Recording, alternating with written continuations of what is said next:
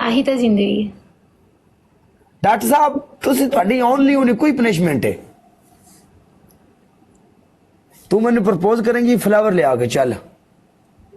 यार मेरे को फ्लावर है वा लेकिन तेन सही गल दसा कदों दा पिया ही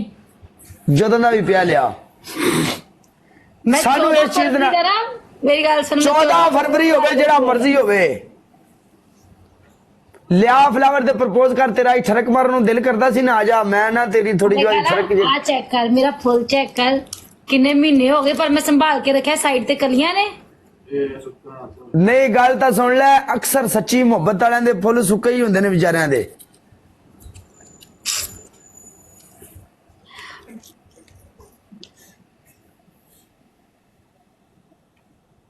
ਚੱਲ ਹੁਣ ਮੈਂ ਤੈਨੂੰ ਹਿੰਟ ਦੇਣਾ ਵੀ ਤੂੰ ਪ੍ਰਪੋਜ਼ ਕਿਵੇਂ ਕਰਨਾ ਕਿ ਵੀ ਮੈਂ ਤੈਨੂੰ ਦੱਸਣਾ ਹੈ सियाफत की गल है मैंने प्रपोज करना नहीं आंदा पर फिर भी ट्राई ना इन्नी तेरी उम्र हो गई एडी ਵੱਡੀ हो गई उतो तू सोशल मीडिया ਤੇ ਤੈਨੂੰ ਪ੍ਰਪੋਜ਼ ਕਰਨਾ ਨਹੀਂ ਆਉਂਦਾ मेरी गल ते सुन ਹੈ ਸਾਡੇ ਮੱਥੇ ਤੇ ਤਾਜਾ ਲਿਖਿਆ ਹੈ मेरी गल सुन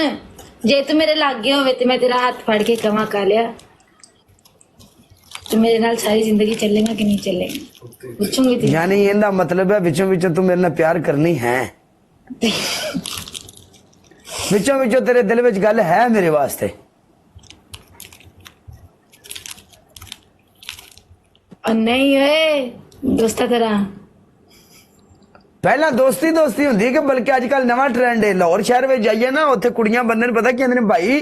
यहाँ पे उतार देना भाई यहाँ पे भाई कैसे हैं ये हमारा भाई है ये कजन है उस तो बाद अल्लाह की गल शुरू हो जाती है तो बहुत लेट कर दी थी कोई गल नहीं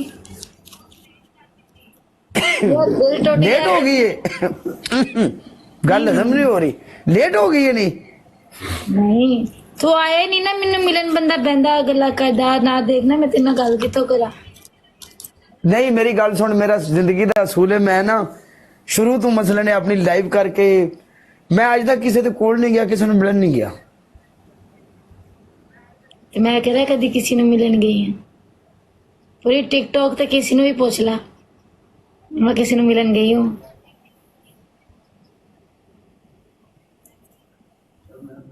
बाकी की करिए दूरिया ते आरजी ने दिला च प्यार हुंदा है नहीं मिले नहीं प्यार तो दिल में इन्ना क्योंकि तेरे वास्ते मैं पक्की सड़क बनवा दी थी मोटरवे नहीं तो रहने तो हुन फिर बाद चो कहेंगा तो मैं छत भी पवा दी है नहीं आखिरकार टूल प्लाजे तो विच है नहीं ना पूरा पूरा इंतजाम किया है मैं तेरे वास्ते मेरे दिल में इन्ना यानी कि सब कुछ है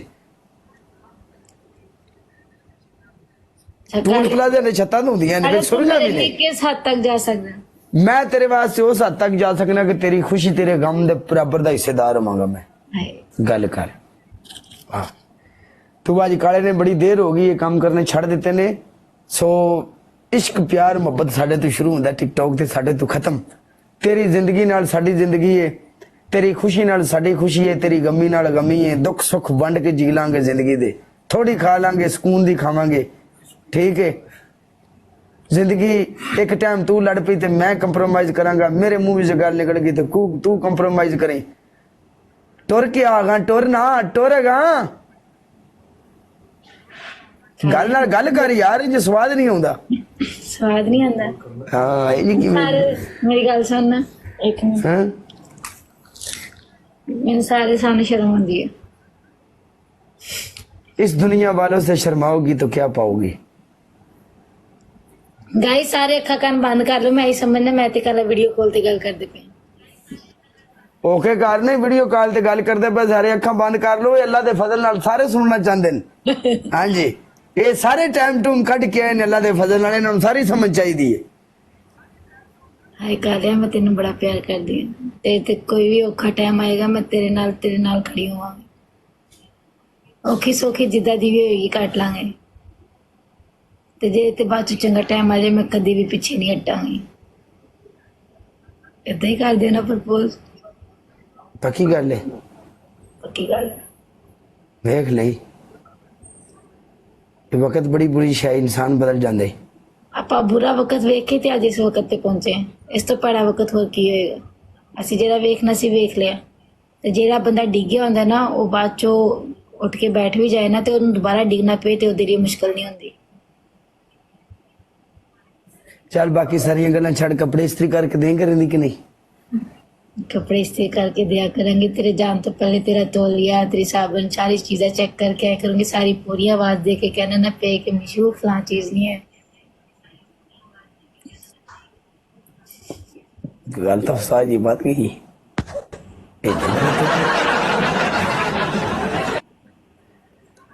फिर ए भी नहीं कि कपड़े इस्त्री करके देंगे, पहले पूछांगी अरे केड़ा वाला सूट पाना है, दोनों प्रेस कर देंगे, देख लो दोनों विचों जेड़ा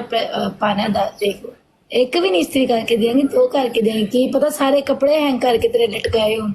कि तेरा जेड़ा चीज जेड़ा कपड़ा पाने दिल करे तो वो कड़े पा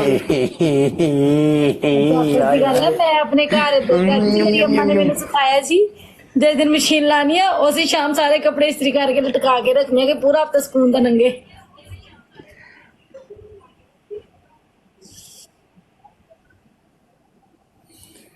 कुत्ते काले जे मैं बीमार हो जा हाँ तो की करेगा मेरे लिए, ते जे अगर डॉक्टर ने तुम मना किया है कि बाहर का खाना नहीं खाना, तेन खाना मैं ना आप कर लूंगा, आप ना कर लूंगा सारा कुछ। एक दो बारी मेरे हाथ सड़नगे, एक दो बारी कच्चियां पक्कियां लावांगा, फिर आपे आप ठीक हो जानी है, नो प्रॉब्लम, आप कर लांगे यार। इदा ही है। लेकिन काला जो खा किचन च खाना वगैरह बना लेंगे, बाद चो किचन गंदा करके ते मैनू नहीं कहना कि किचन साफ कर ला, खाना हर काम ते नहीं करेंगे। नहीं नहीं की हो गई जिंदगी च सोची भी ना, जो तो मैं खाना पका लेना ते मैं साफ भी कर ला आपे के। हाय तेनू पता है काला, मेरा एक दोस्त है